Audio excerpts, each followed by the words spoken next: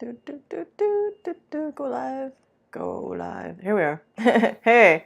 So for today's show, hello, I'm Alex Glow, you're Hacksters, it's fantastic. I would say that I'm ashamed of myself, but I'm really not. I made this thing last night. It's not squishy, which is a problem. The next version needs to be printed with some kind of squishy filament. But I wanted to make a little aid for myself to remind myself of what the best way of solving problems is. After you've tried the obvious and you still are racking your brains about what could be going wrong with your project, the next step in debugging is called rubber ducking. And basically this is like, once you've hit that point where you're like, oh, I can't, like there's no way I can figure this out. Well, what you do is you have a little rubber duck on your desk and you talk to it. You just walk it through your problem. Like what's, you know, how that thing of where you are having this problem and you talk to your coworker about it and then in the middle of it you're like facepalm and go and like have this revelation. Well, you can do that with a rubber duck too.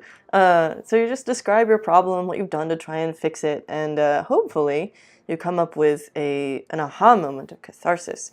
And I decided to make one of myself because I had this ridiculous idea at Hack Manhattan the last time I visited there.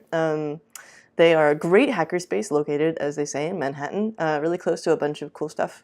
And they have a 3D scanning rig. And every time that I'm close to one of those, I try and get a new 3D scan made. So I've got quite a collection at this point. But it came out really well. Thank you, folks, for giving me this model. I love having tiny me's to mess around with. So yeah, this is an aid basically that will help you solve your hardware problems. It's not very well done, so let me show you what I did. I made this in Mesh Mixer, which is my first time using Mesh Mixer, which I'm going to use as my excuse for why it kind of sucks. If I have more problems with Mesh Mixer, maybe I'll end up using the rubber duck to solve them. But basically, I did this extremely crude maneuver where I used the what was it? The edit tool, and then plain cut to cut off the head of the rubber duck. I then used this Mesh Mix tool to grab a cone, which I thought would be a good sort of splice between my head and it. And I used the plane cut tool again on a model of myself from Hack Manhattan and ended up with this. It printed a little messily as well because, oh, you can also see that like my head kind of has holes in it there. That's fine. The STL that it exported printed just fine. There's a couple other things that I did. I used the smooth tool under edit, I think. No, select, and then you go like select something, and then you can like do the wait, where's the smooth tool? Anyway, it's around. It might be under edit. I forget, but this was pretty late last night. But yeah, for my first time using Mesh Mixer, it was super easy to take these three things and sort of smush them together. In the past, I've used Tinkercad, but they have a 25 megabyte file upload limit, which is pretty generous. But at the same time, a file of a human being is going to be like several hundreds of megs, so it doesn't want to accept it. Then if you do want to, oh god, what's happening? If you do want to put it on Tinkercad later on, there is this option called reduce that I used. Maybe it's just getting mad at me because I haven't selected anything, I don't know. But there's this reduce option up here under select and then edit, and that helps you sort of turn it into fewer items that it has to keep track of. And that makes your file much, much smaller. So it went from, let's see, where was it at? Went from 150 megs for this compound object to just 41 megs, which is a huge difference. Plus, it stores this .mix file, which is even smaller. Super cool. And so let's see, yeah, I also used the smooth tool, which allows you to just sort of paint smoothness onto things. They've got a few different ways of doing it. You can do a smooth tool that sort of pushes bits in that shouldn't be sticking out. And I had to do a bit of resolving my face because the two halves, since we started looking at the face and sort of walked around the back and then came back to the front, the two halves of my face didn't quite match up. So it's a little bit special. I've done what I could with smoothing and editing tools, but I'm pretty happy about how it came out.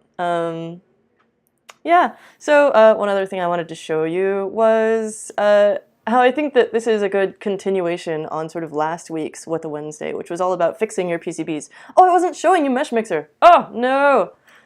Anyway, so yeah, select, edit, reduce is that one. We've got the edit tools, mirror, etc. Plane cut, that's the one I was using. I think you can sculpt as well. Oh, there we go. Yeah, here's the brushes, and then robust smooth is what I was using to get rid of, and shrink smooth as well to get rid of those little pointing out knobbles. I made extensive use as well of the select tool, and then you sort of grab this. You can do a brush or a lasso depending on what you're selecting on. But I did this kind of thing, and then you just hit X, and it sort of removes whatever is sticking out there. I still need to do a bunch of that, because there's still bits that kind of poke out in my model when I printed it. Yeah, to give you another quick look, I had to sort of shave off some little bits of my collar that stuck out there and there. You can see a little bit of the places where I just used an X-Acto knife for that. But all in all, it's not bad. Finally, I wanted to show you last week's What the Wednesday, which is a little bit more electronics focused.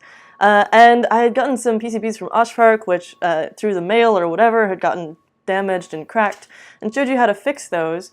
I bring this up again because they express mailed me new ones! I think that's what this is anyway. And so we have a happy resolution from that. Thank you so much from Oshpark's support department. I just got this. Yes! Cool! And this is the Cyborg Ring by Zach Fredden, who does really cool, beautiful, really teeny tiny PCB art, and just these amazing mods where he would like replace a regular LED in someone else's kit with 5 miniature LEDs like soldered together with incredibly tiny wires. So I'm really excited to get to work on his super popular Cyborg Ring. So yeah, when in the case of like it being physically cracked, there's not much rubber ducking you need to do there, but now we have a tool for that. And there's a link in the description of this video to download this if you want it. Again, it has problems still. If you feel like fixing them, feel free. Otherwise, I'll probably poke at it some more and upload a new version later on. But have fun, and may you have good luck with solving your problems. Happy weather.